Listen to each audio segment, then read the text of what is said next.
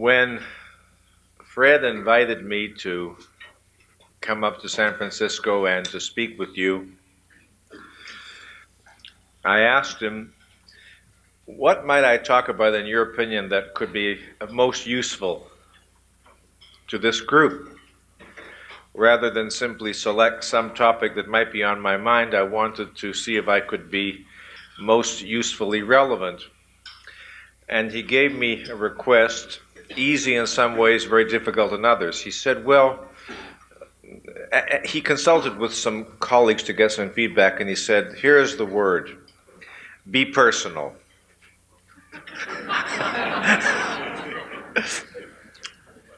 I think that meant don't discuss ideas in the abstract, don't discuss the world, don't discuss strategies.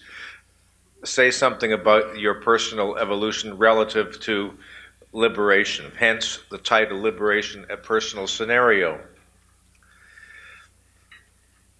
Well, that was for me rather interesting and awesome, because any life that's progressing at all, the very nature of human development can be understood from the perspective of liberation.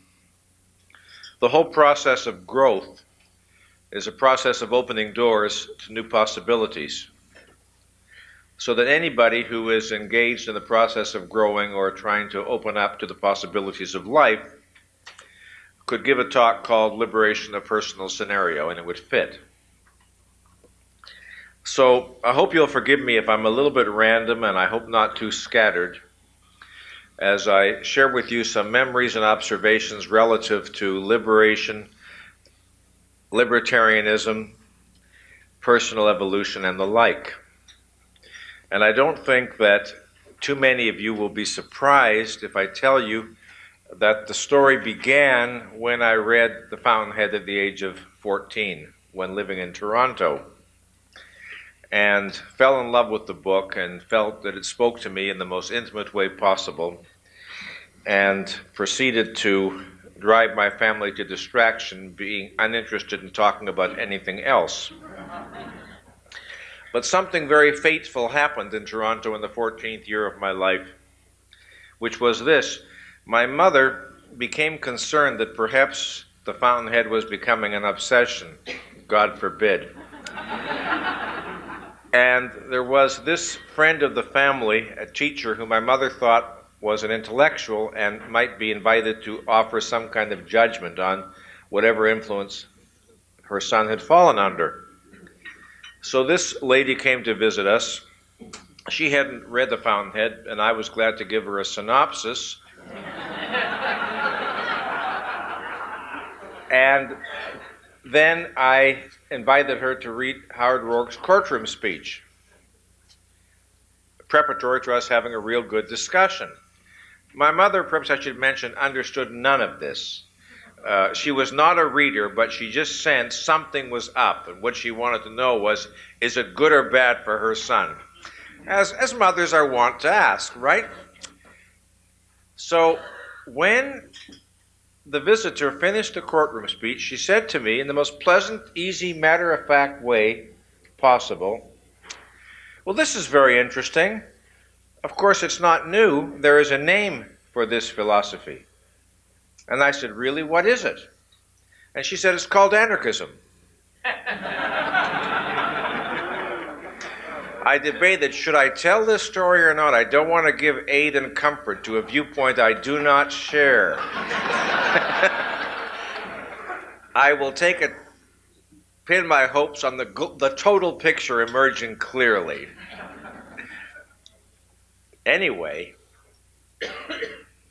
I can't explain why, but I knew that this was untrue, meaning that this was something new and that she was wrong, but I didn't know how to prove this. So what I did was the next day I skipped school and I went down to a branch of the Toronto Public Library, and I walked up to one of the librarians and I said, would you please show me how to find a book on anarchism? I have to find out what anarchism is. And fate directed me, or someone directed me to an interesting little book by the British philosopher Bertrand Russell called Proposed Roads to Freedom, a study of anarchism, socialism, and syndicalism. And I read the book that day in the Toronto Public Library, and I became confirmed in my understanding that that was not indeed what the Fountainhead was teaching. I didn't yet know what politically the Fountainhead was teaching, which is a funny story in itself, but I somehow knew it was not the chapter on anarchism in Bertrand Russell's book. But the reading was very fortuitous because it really turned me on to reading about political philosophy, and because the first book happened to have been written by a philosopher, it turned me on to reading more of Bertrand Russell. So when I was 14, I discovered philosophy. And in the same year, I discovered psychology. And in the same year, I failed second year high school because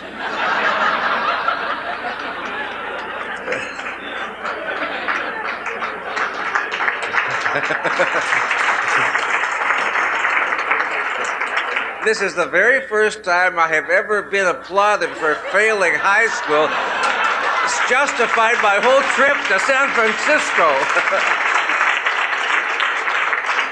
Well, what happened was that I was so mesmerized by the world that had opened up to me that how could my poor high school teachers be expected to compete? Trying to get me to learn French, or geometry. So I became a master forger at the age of 14 because I had to have these notes from my mother explaining that I was sick. And the joke is that nobody ever found out what I did. I was absent from school an awful lot, and I wasn't playing around. I mean, I wasn't lazy. I was down in the Toronto Public Library reading and reading and reading, but I failed school. Unfortunately, there was a special school where you could take 4 years of high school in 1 year. It was for people like returning from the war. This was 1943, and people coming out of the service and policemen who wanted to go back to school. And it's a special crash course. And I was so mortified, I begged my mother to let me go there and knock off high school. And she said, "You failed second year, how can you do 4 years in one?" And I said, "Trust me, I will do it." And I did. And in fact, I got the highest grades I ever got up to that time. But that was fateful for me because through these chain of events, the whole world of philosophy and psychology opened to me. So that was the beginning of a kind of liberation because it meant, and this theme will become important in a few minutes, new choices. New possibilities for me. Now, jumping ahead 5 or 6 years, in my adolescence, most of the intellectually inclined people that I knew were socialist or communist in Toronto. And I was convinced that there was no excuse for the evil of any group forcing its ideas or beliefs on any other group. And that's clearly what was entailed in any species of socialism or syndicalism or communism. And from that point of view, anarchism seemed very logical because it seemed the only alternative that didn't entail coercion. What was completely absent from my education, and what I never found anywhere, neither in discussions with relatives nor in my reading, was the concept of capitalism. Meaning, it wasn't even an option. The whole idea of limited constitutional government or Jeffersonian democracy, or the idea of a government that would be more or less committed to the protection of individual rights, wasn't raised and dismissed. It was as if no such system or anything like it had ever been known. So I was wondering, what in hell does Ayn Rand believe in politically? That became my obsession. I somehow knew, and don't ask me why, she was not an anarchist. So I wrote her a letter. And I tell her how much I admired her books, and I said, "Could you please tell me, what political system do you believe in? Certainly not capitalism, but what is it then?" Because all I ever heard about capitalism, was imperialism and colonialism. Can you imagine your only knowledge of capitalism coming from Marxists? Well, that was the condition of a lot of people in the 1940s of my age. Some of you, no doubt. So she didn't answer that letter, but she answered another letter a little bit later in which she said, "If you're the gentleman who wrote me from Canada, I hope by now you have learned that I am an advocate of total, free, pure, uncontrolled, unregulated, laissez-faire capitalism." Capitalism underscored in ink twice.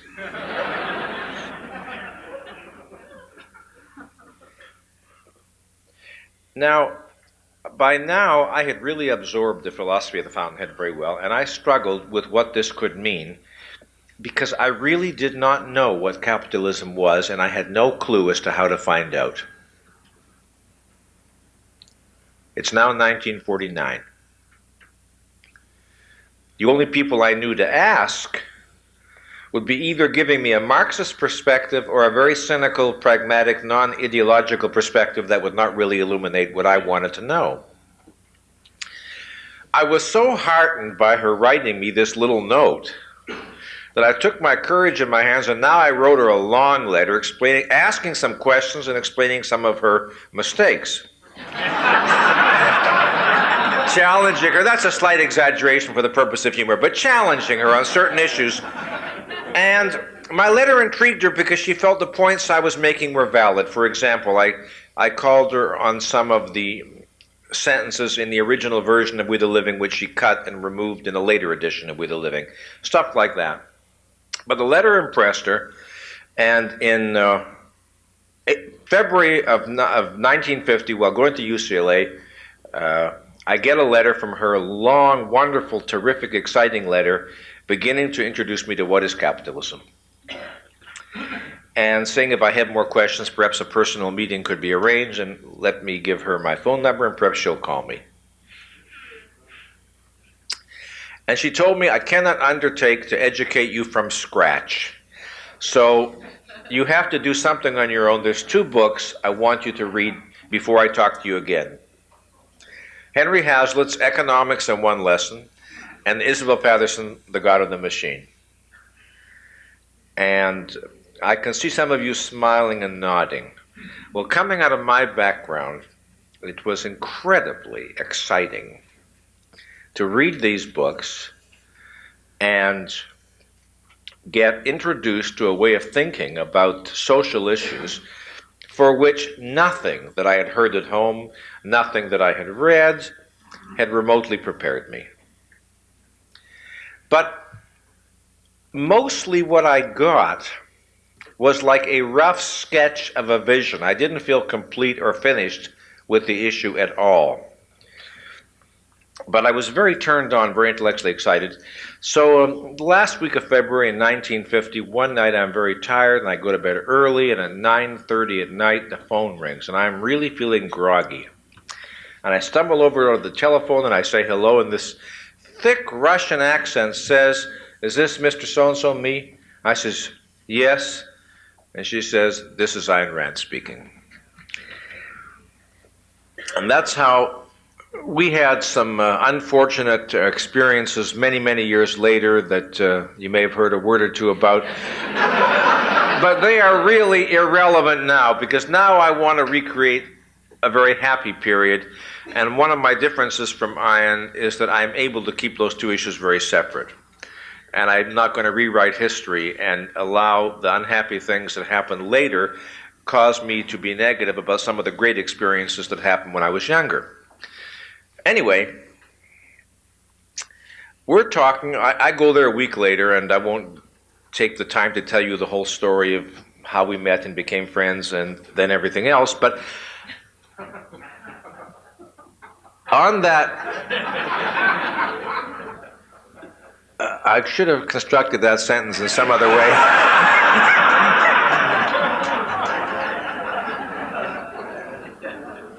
This evening is very exciting, and we're talking all over the map about ethics and literature and everything but capitalism, which is my official reason for being there. Finally, it's getting close to midnight, and I start asking her about capitalism. And I still don't quite have the vision of what is the system, what is it? Something was, because The Hazlitt book, which I think is outstanding, it's still, I think, the greatest book to begin with, of anything I've ever read, and to reread every few years. I didn't have what I needed philosophically yet, and that's important to where I want to go tonight. So she said, I'll give you the case for capitalism that isn't in those books.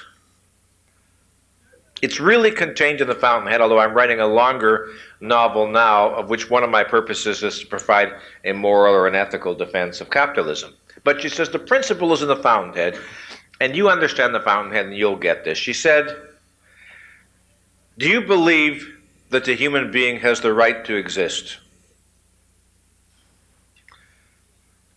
As is by now one of the leading authorities in The Fountainhead, of course I drew myself, and I've said, Miss Rand, of course I do.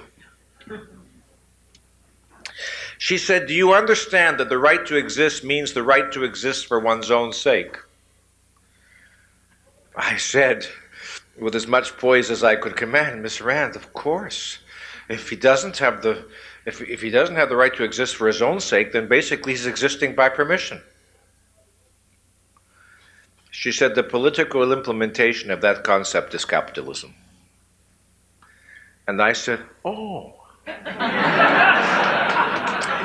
And it was like a tremendous light going on, because everything else that happened, reading von Mises, reading von Bauer, all the studying I did later, was a footnote to that moment.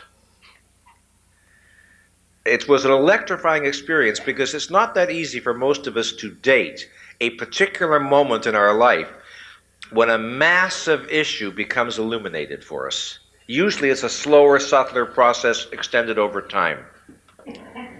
But since my primary interest was philosophical, ethical, rather than narrowly political or economic, that moral perspective was supremely important, and what I needed in order to be able to fit capitalism into the moral vision that had so inspired me in The Fountainhead.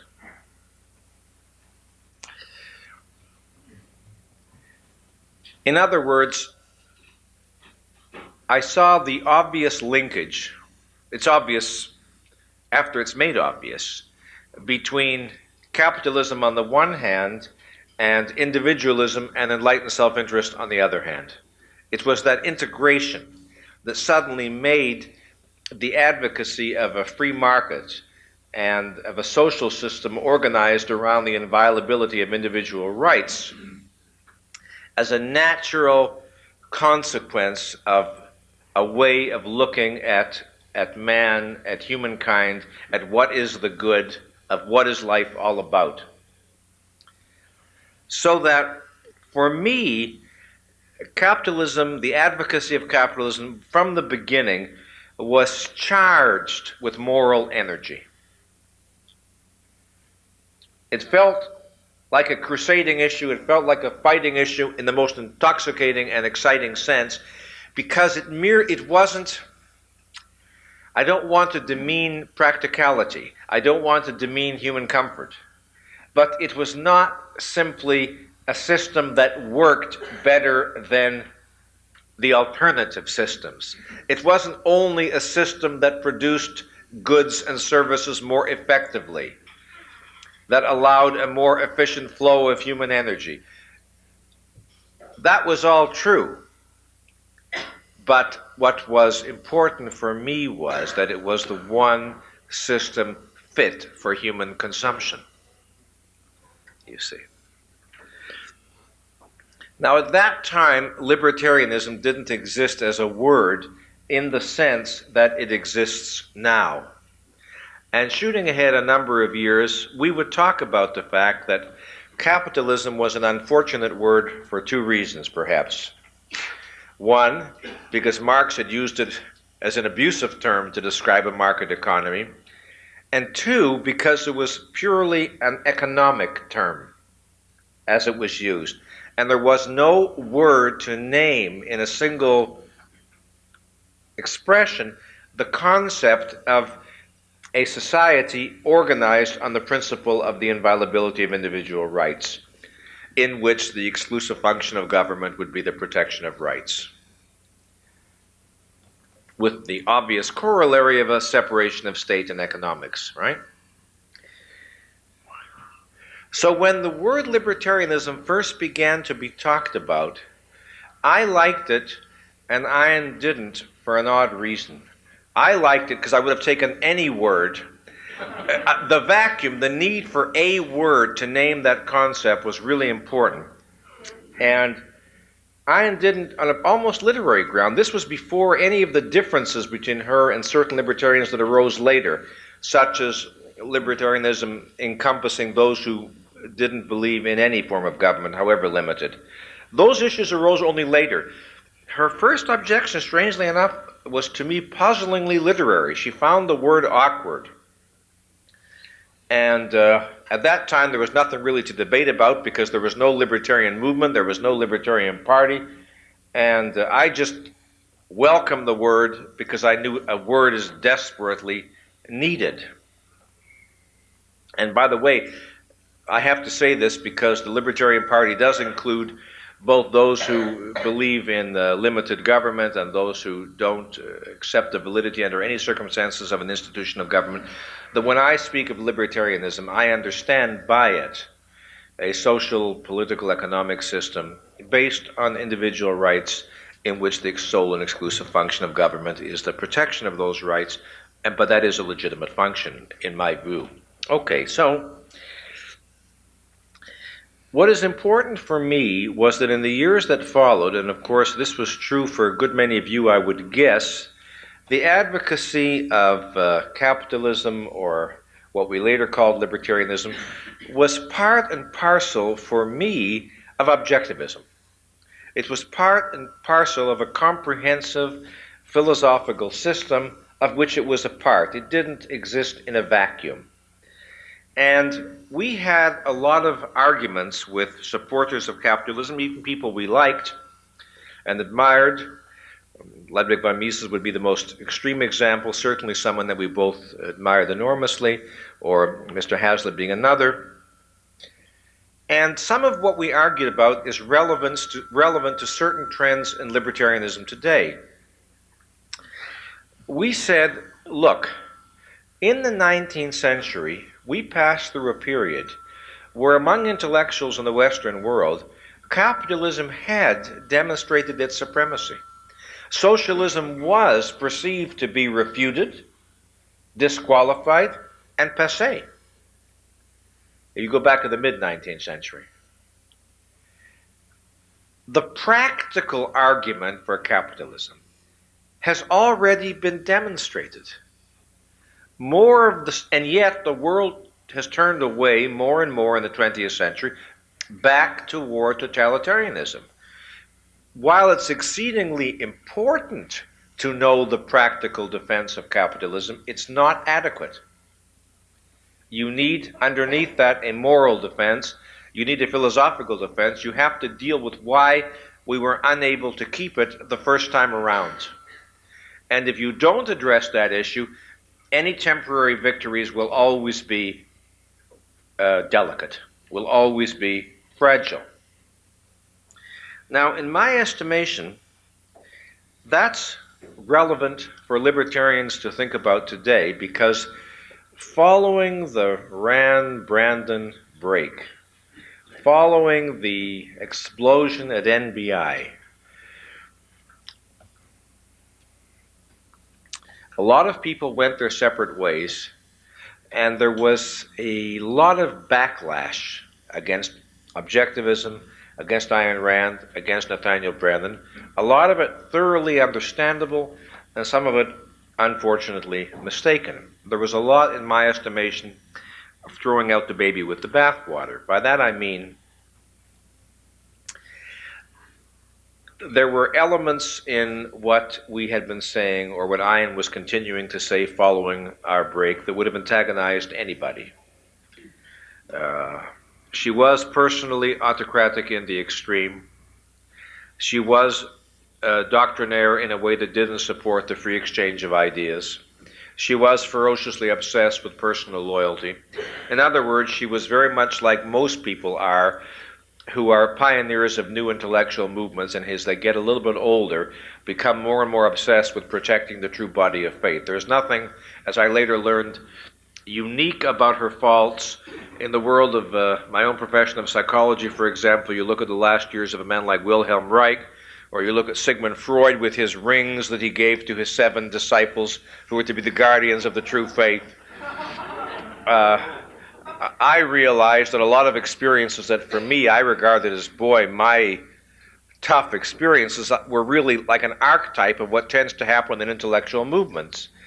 When a person has had to maintain a solitary position against terrific opposition for decades, you do get bitter, you do get suspicious, you get very, very cranky. And the fact that you may be a genius doesn't necessarily improve the quality of your disposition or your way of dealing with your friends. So what? I mean, that's all true, and it's important if you're a friend, but it's not important in the wider sense to the intellectual movement that interests us, right?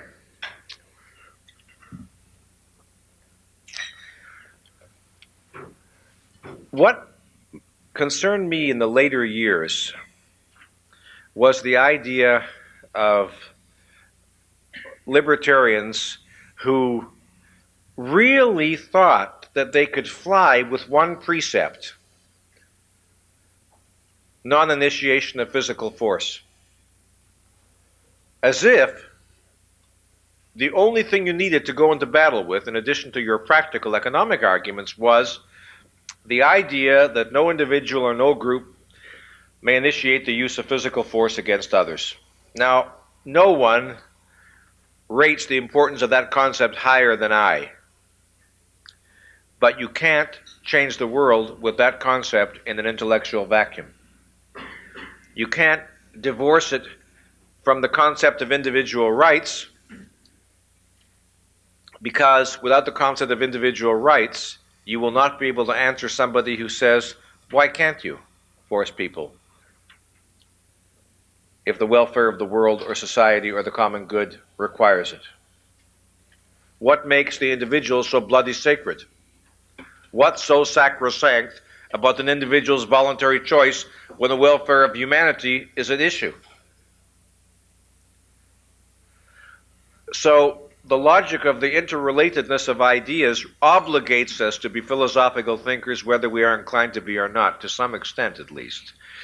We don't have to become masters of epistemology or metaphysics or metaethics, but we have to have some grasp of the philosophical foundations necessary to defend freedom, to defend our view of individual rights, or we are going to be of very, very limited effectiveness. And the fact that right now we are moving through a period of history where there seems to be, what will I call it, a pro-capitalism swing, a pro-freedom swing, a disillusionment and suspiciousness about government swing. I don't think any of you need to be convinced by me that swings of that kind can change very, very easily. I don't see any radical change of anybody's philosophical beliefs or convictions about anything in the last 2 or 3 decades. I think there's a growing disenchantment with what socialist governments have achieved around the world, and there's certainly a growing disenchantment with our past Democratic or Republican administrations.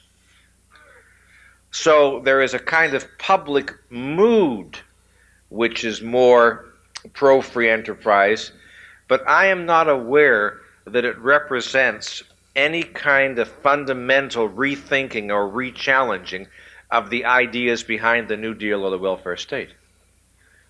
And if someone has evidence to think that something radical has altered in people's thinking, I would welcome hearing about it.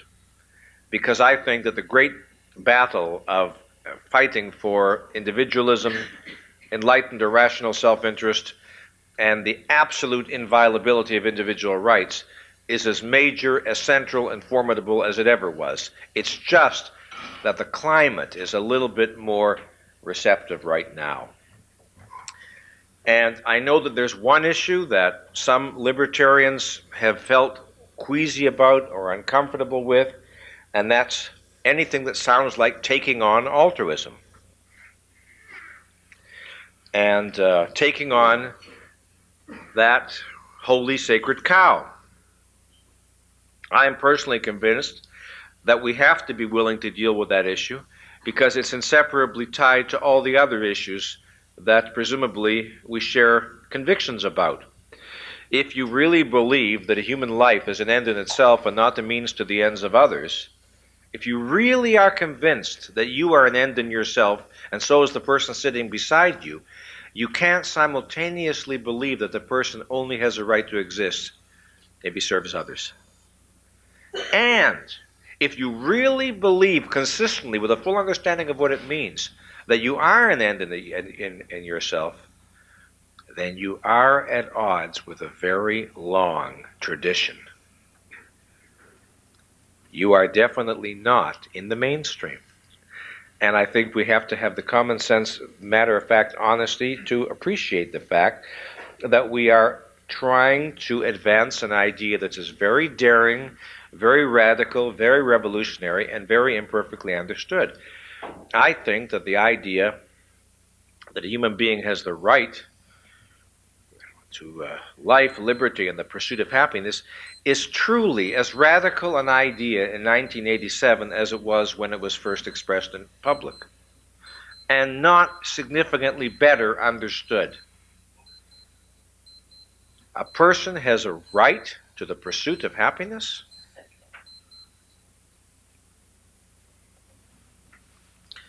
Now, I think, making a very large jump, that's why there's so much nonsense about this television show coming up called America. I have no idea whether this TV movie is going to be any good or not. I suspect it isn't. But I think that the attacks on it in advance of what's happening is scandalous, disgraceful, and very, very relevant. And to bring this issue into focus, I want to ask you one question. Picture that the year is late 1939 or early 1940. And imagine that somebody makes a movie and wants to show what America would look like occupied by the Nazis.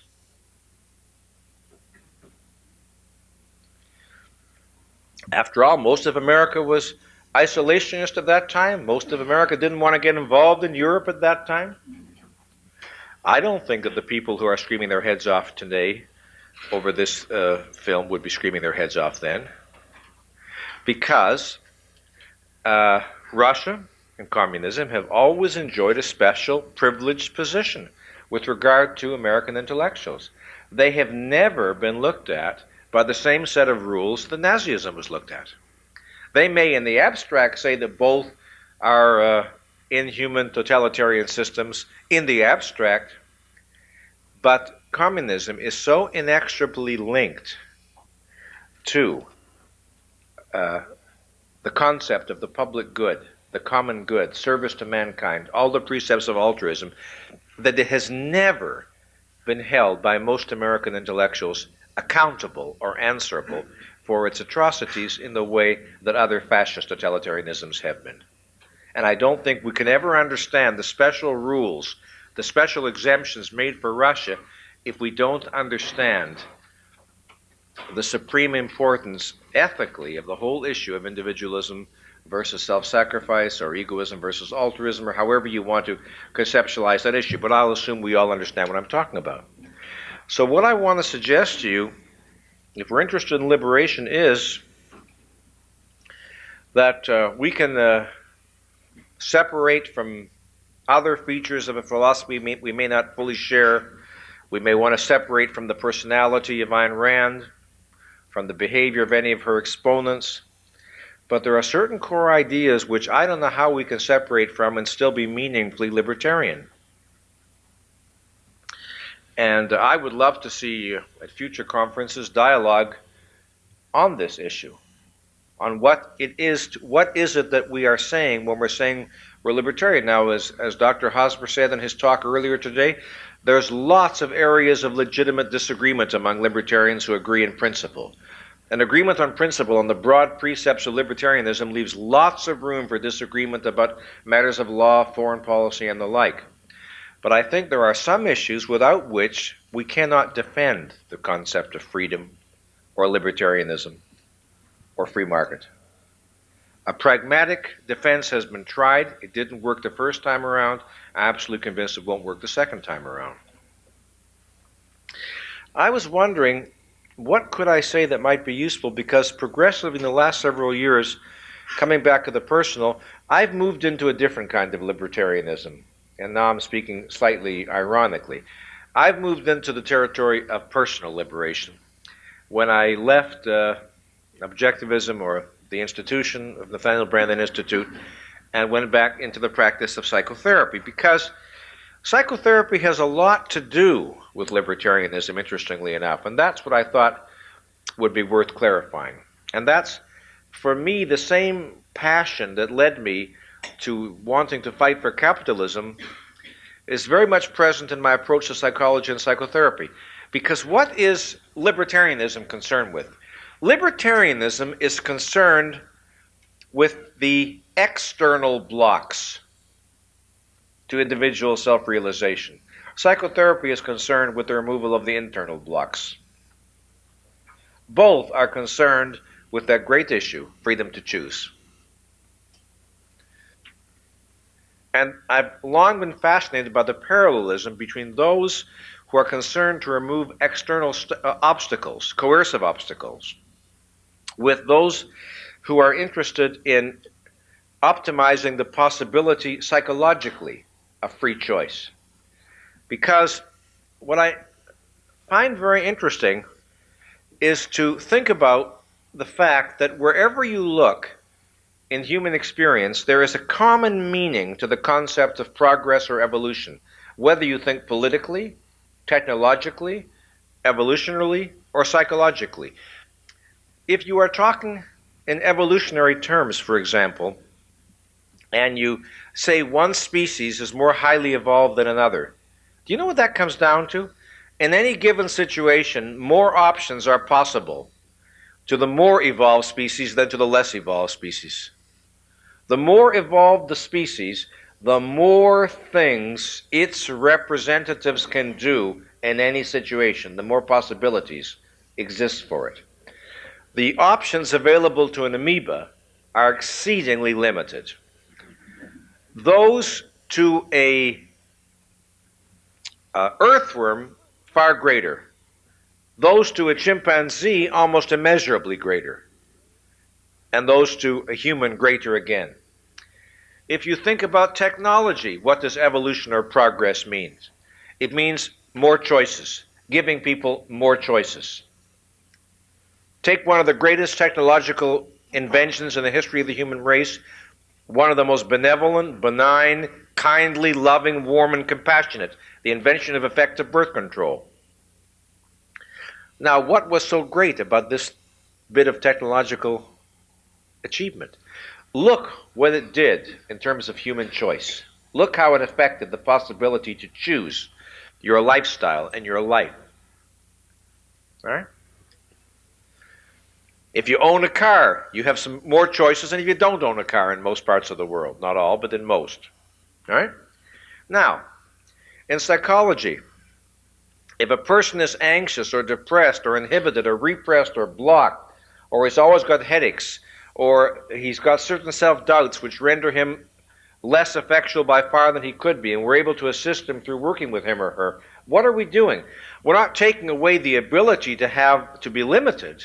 You know, but we're giving choices where choices didn't exist in any practical sense before. So, for example, a person is so depressed he doesn't get out of bed in the morning, doesn't want to go to work, doesn't want to do anything. Well, and then you help the person to get rid of the depression. You don't take away the ability to stay in bed that day, but you give a choice. Now you could get out and have a good time, you see. So you give a choice. Now, what is the fight for political freedom all about? It's giving people more options, more choices.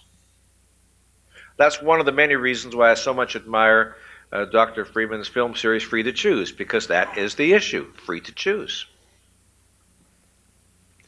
But why is free to choose so important? Why is it for me the very same issue, whether I'm arguing with somebody about capitalism or thinking about how to help somebody with emotional repression?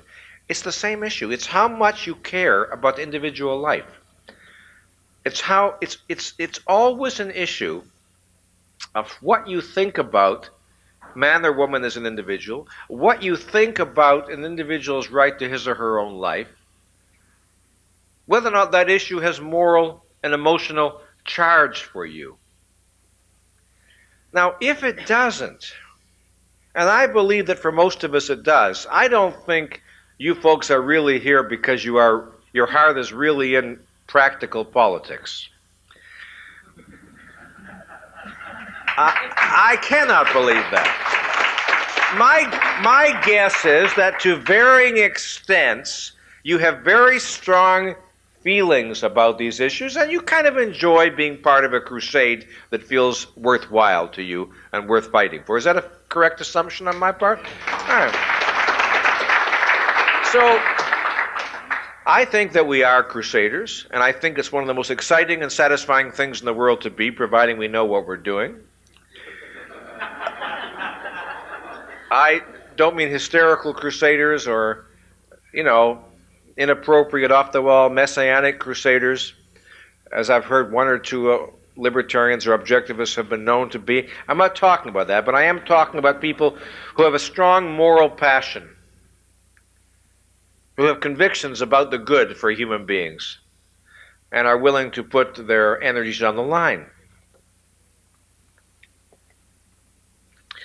So, what I wanted to share with you is aside from a small bit of autobiography, not much. I'll be sharing more later, but not for a while.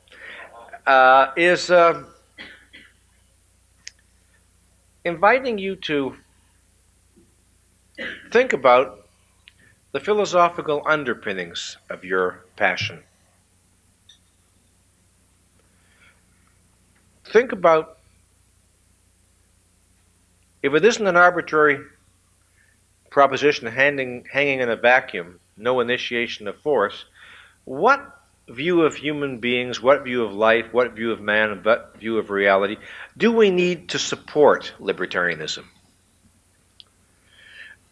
And don't we want to be identified not just with the final product, namely the advocacy of liberty, but with the whole moral vision? Aren't we, in a certain sense, moral visionaries? Even when we're discussing the most practical, pragmatic issues. And don't we maybe sometimes need to remind ourselves of that? To reach inside ourselves and remember the internal considerations that brought us here. I'm convinced the more conscious they are, the more effective we can be. I've nowhere said everything that I want to say, but time is running short, and I'll be very frustrated if I can't have a little bit of exchange in terms of questions and get some activity going back and forth. So I'm going to interrupt myself just so we can talk back and forth a little bit. Okay? Thank you for your attention.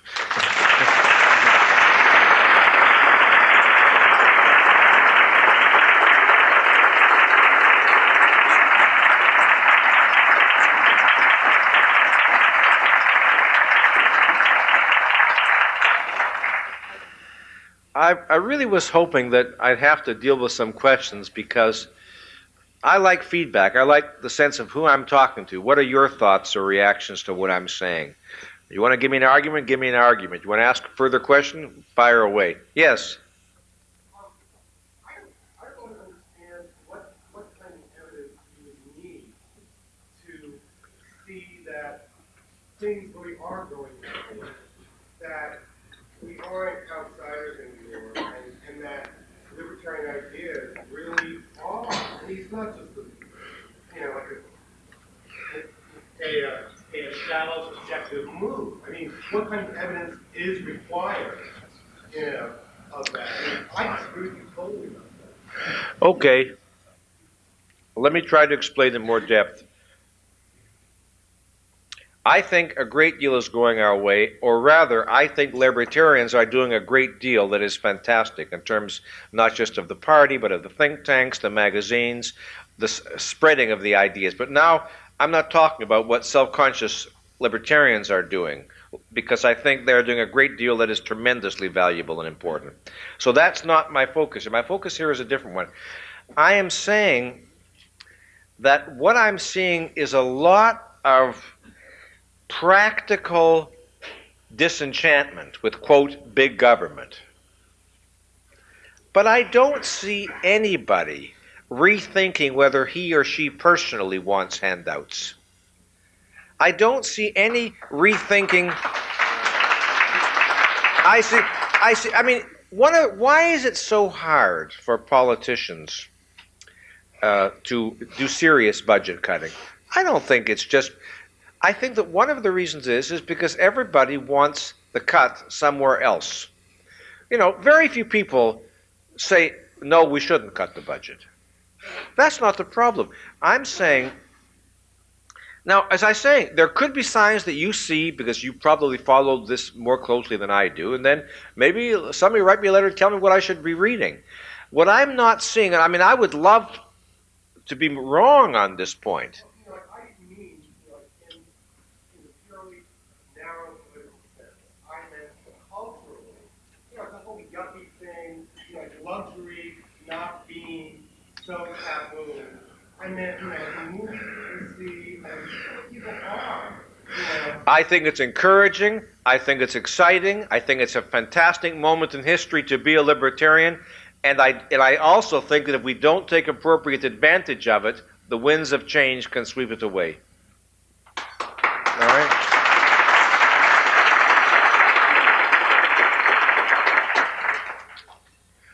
Yes? If I were to ask you what are the ethical grounds for what makes the individual so important, how would you answer that?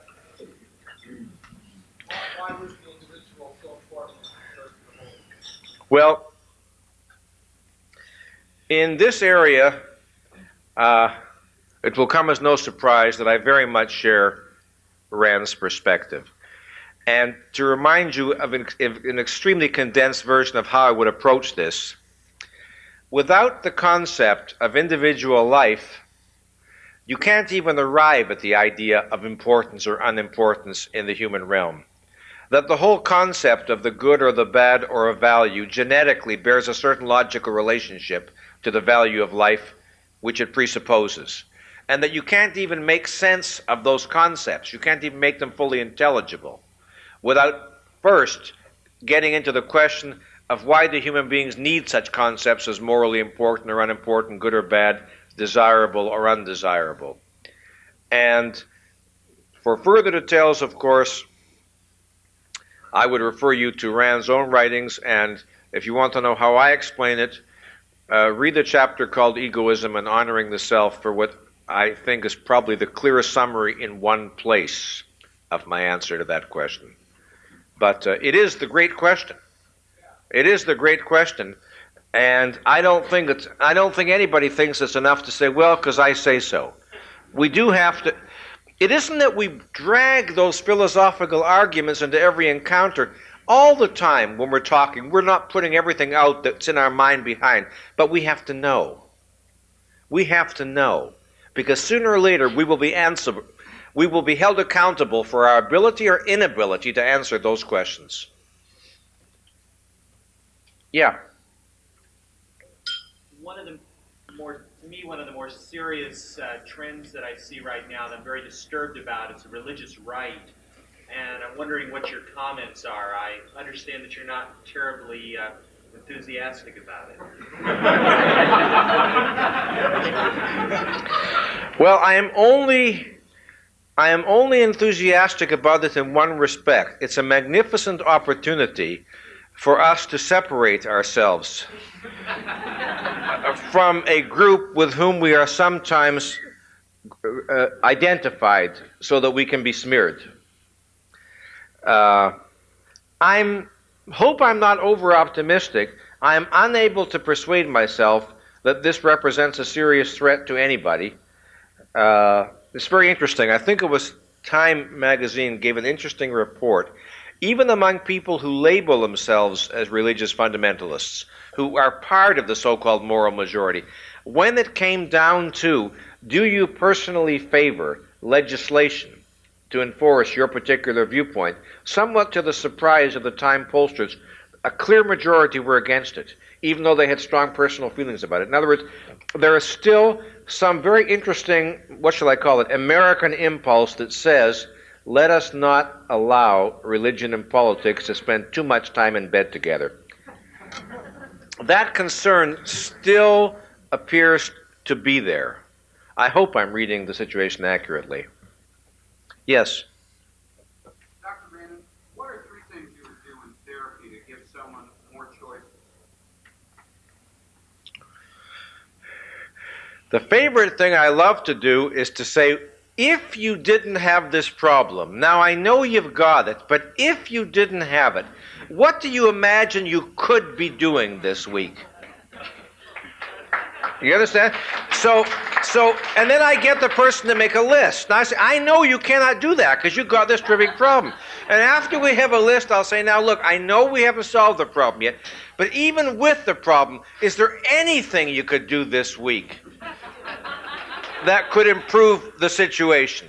And you know, nobody has ever said to me in my career, absolutely nothing. So in other words, what I'm really saying is, part of the task is to alert people to the fact that choices exist that their self-concept prevents them from seeing. They're saying, well, I'm scared, so I can't do this. So part of what you want to do is devise means to help them to become aware that even at the present time, there are options and choices, you see.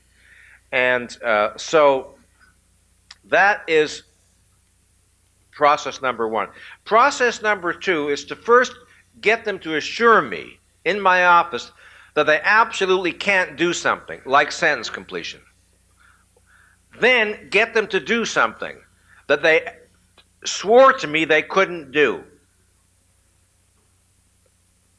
Because when they see that they've just done something that they told me they absolutely couldn't done, we now have a better context in which to discuss what's possible and what isn't. Okay? What to do? I could, because you know, this would be a trap for me. I so much love talking on this subject. I could be answering you for the next 10 minutes. Yes? With respect to the issue of valuing individual human life versus valuing the collective, it seems to me that at least part of the reason for people's thoughts on these matters, I'm sure there are a number, may lie in the fact that the collective has endured for century upon century, whereas individual human lives have been snuffed out by our biology in a matter of a few tens of thousands of days. Do you think that perhaps the prospect of greatly extending healthy individual human lives might increase the tendency of people to value individual human life? No. No? I'll tell you why. No. No, of course not. No, in fact. No, I'll tell you why. Relax. I'm going to tell you why. It's very simple. Point 1. Individuals don't last a long time, and collectives don't last a long time. Hold it. New individuals arise, and new collectives arise. The collective that existed 100 years ago didn't last a long time. With a handful of exceptions, it's dead. This is now a different one. Same way with individuals. If I say the individuals existed for thousands of years, that's a metaphor. It's an abstraction. Individuals come into existence and go out of existence.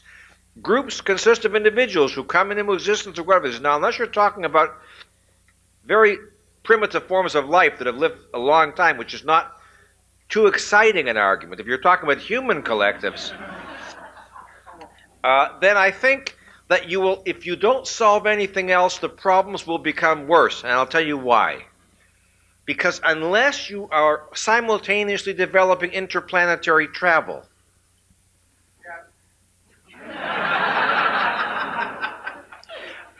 the problem will then be, what are we going to do? People have to get out of the way to make room for the next generation. So I think we'll have some new, very exciting problems. See, when we have life extension, See, I think this, I have at least failed to persuade you of my core point. You think technology is going to do it. It didn't do it in the 19th century, and it won't do it in the 23rd. You know why not? Because, I really got to catch an airplane, because so long as there is human envy, so long as somebody is sore because you're better looking, or have a higher IQ, or earn more money, and technology is not going to eradicate that except if it killed us all. So long as there is human envy, so long as there are differences in human energy and human ambition and human talent, you are always going to have to deal with the socialist mentality, whatever its name may be. Always. You will always have to defend the individual.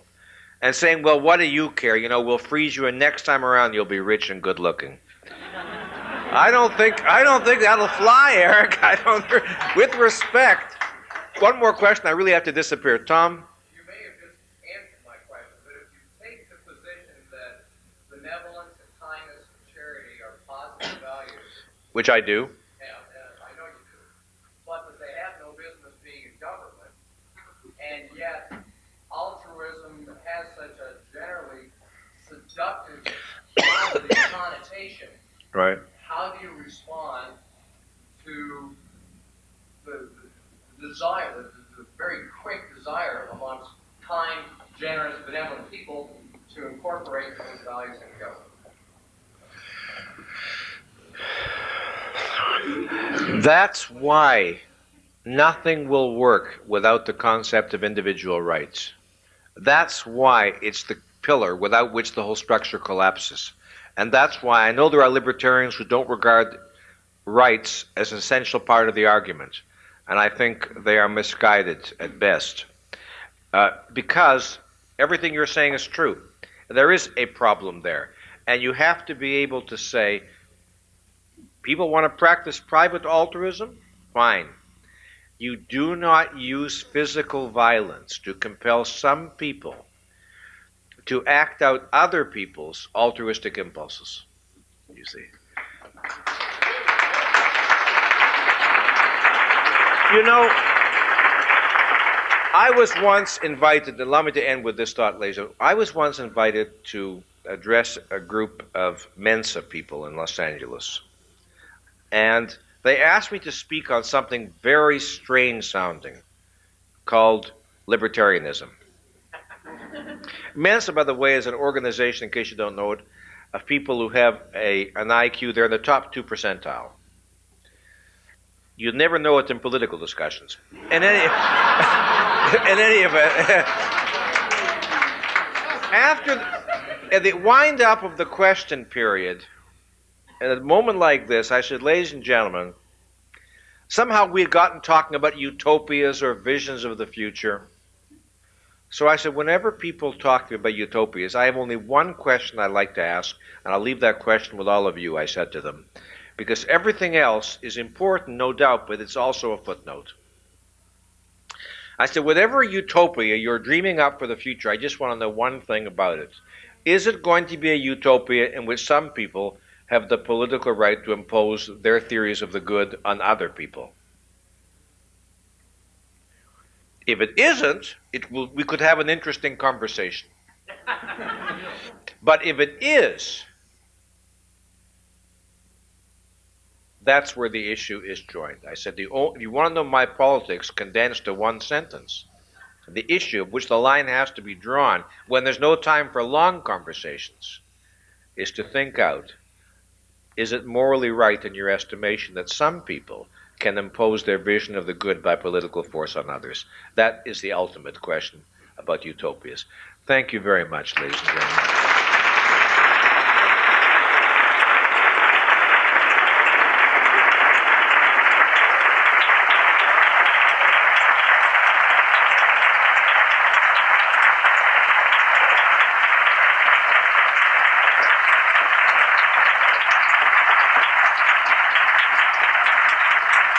Thank you. I'm really very, very touched by the reception you've given me. I'm really very, very touched. I've kind of been moving off in other worlds the last few years, and I didn't know how tonight would go. And if I gave you something of value, you gave me something of value. Thank you.